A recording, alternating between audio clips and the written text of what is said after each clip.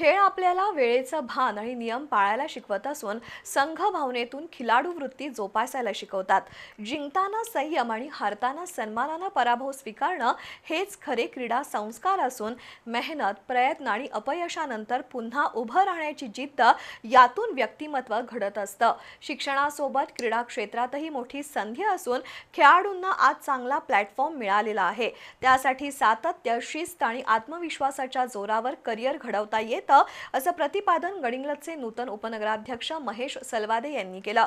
जागृती हायस्कूलच्या वार्षिक क्रीडा महोत्सवाच्या बक्षीस वितरण प्रसंगी ते बोलत होते.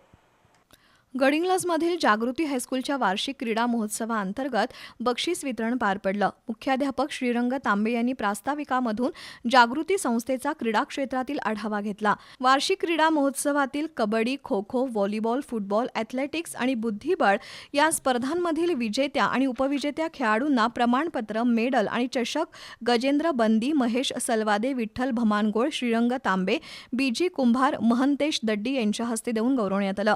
क्रीडा स्पर्धेत सोहम सुतार, अंकिता जाधव, श्रेयस पन्नोरे, केतकी कोंडुस्कर यांनी वैयक्तिक चॅम्पियनशिपचा बहुमान तर जनरल चॅम्पियनशिपचा बहुमान लहान गटात 7वी आणि मोठ्या गटात 10वीच्या वर्गातील खेळाडूंनी मिळवला. सहसचिव गजेंद्र बंदी, नगरसेवक विठ्ठल बन्ने, क्रीडा शिक्षक सचिन मगदूम, संपत सावंत, अनिल कांबळे यांनी मनोगत व्यक्त केली.